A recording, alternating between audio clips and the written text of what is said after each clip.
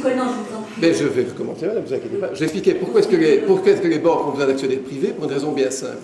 C'est que s'il n'y a pas d'actionnaires privés dans une banque, tout le risque d'entrepreneuriat, c'est-à-dire tout le risque de mauvais crédit, tout le risque de financer des projets qui n'aboutissent pas, est directement pris par les pouvoirs publics, ce qui serait le cas dans un système de banque nationalisé.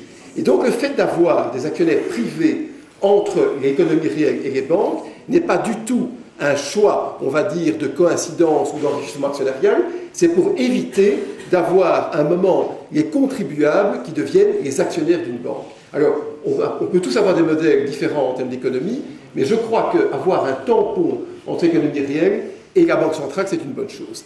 Alors, ce qui se passe, c'est que les banques sont aussi appelées naturellement pour financer les États. Comme en Belgique, par exemple, aujourd'hui en Belgique, 25% de la dette publique est détenue par les banques privées. Et quand on ajoute à ça les assureurs, on a à peu près 40% de la dette publique qui est détenue par des organismes privés. Et pourquoi est-ce que c'est indispensable?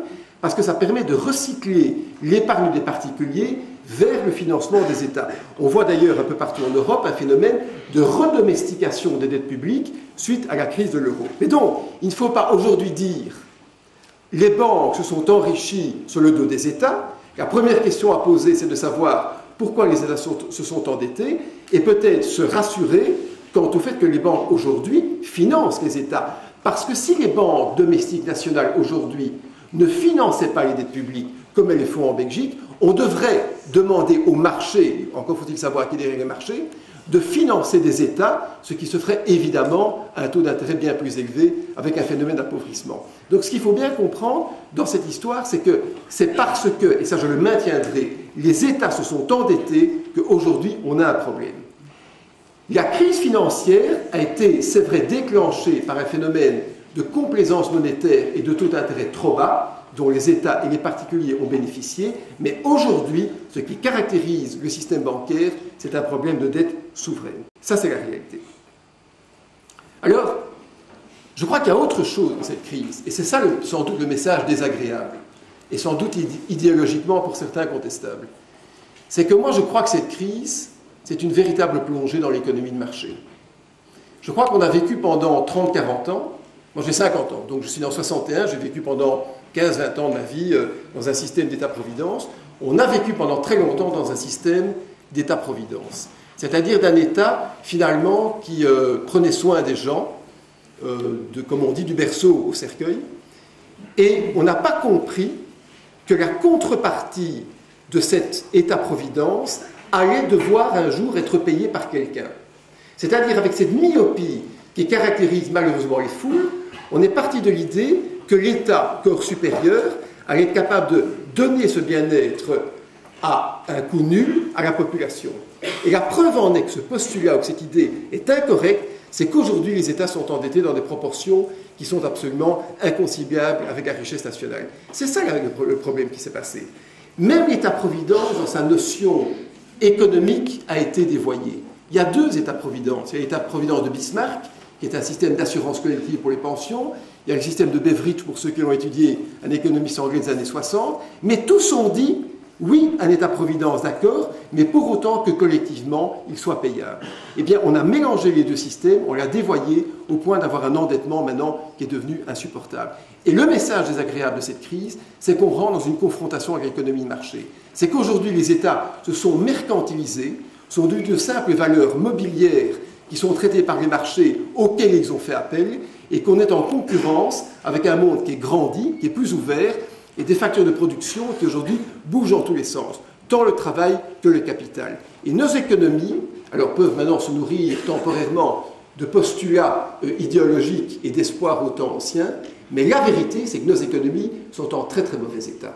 À cause de cette réalité, d'autres continents, d'autres pays, pour des raisons bonnes ou mauvaises, historiques et autres, ce n'est pas l'objet du débat aujourd'hui, sont rentrés plus directement dans l'économie de marché et ont fait tomber nos économies européennes dans cette espèce de fossé. Alors comment est-ce qu'on va sortir de ce fossé? Parce que c'est ça la question, finalement.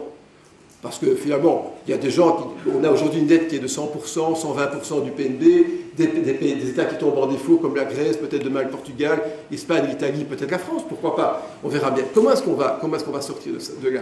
Mais ça se situe la vraie question. Moi, ma conviction, c'est que ce n'est certainement pas par un repli idéologique vers des modèles nationalisés. Mais par contre, je crois que, nolens volens, on va devoir faire appel à la politique monétaire. Et c'est peut-être le seul point sur lequel je vais rejoindre M. Toussaint. C'est qu'on ne peut pas aujourd'hui demander à vous, aux gens qui vont naître, aux gens qui travaillent, de supporter le poids du remboursement d'une dette qui est devenue impayable.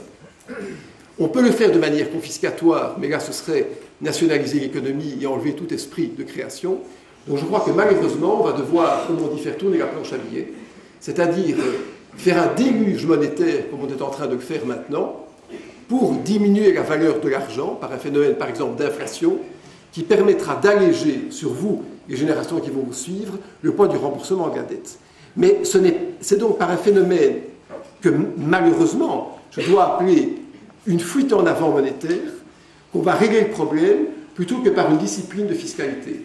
Parce que si aujourd'hui, je répète, on devait rembourser cette dette par l'impôt ou au rythme ou la confiscation auquel on a essayé de le faire ces 3 dernières années, on n'arrivera nulle part. Et la dernière chose que je vais dire, M. Toussaint, parce que je crois que ce serait intéressant de laisser la place au débat, c'est que ce n'est pas du tout la crise financière qui a créé l'endettement public. C'est une imposture intellectuelle que de formuler ce genre de contre-vérité. La dette publique n'a pas diminué d'un seul euro depuis les années 70. Pas d'un seul euro. Et quand on parle de dette publique, on la remet d'ailleurs au PNB, mais c'est finalement plutôt le PNB qui a grandi que la dette qui a été remboursée.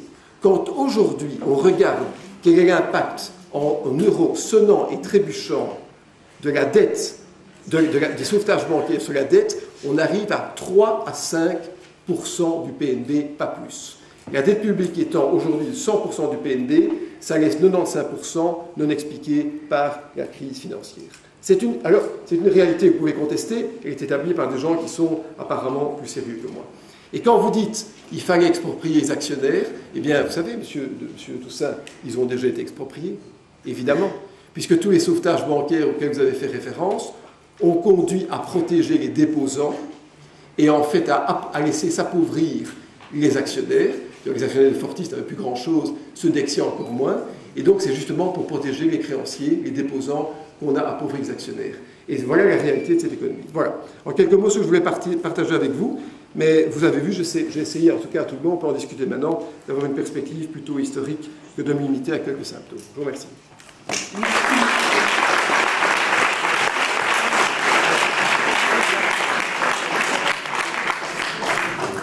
Avant de donner la parole au public, donc je vais laisser à chacun des intervenants la possibilité en 5 minutes de réagir.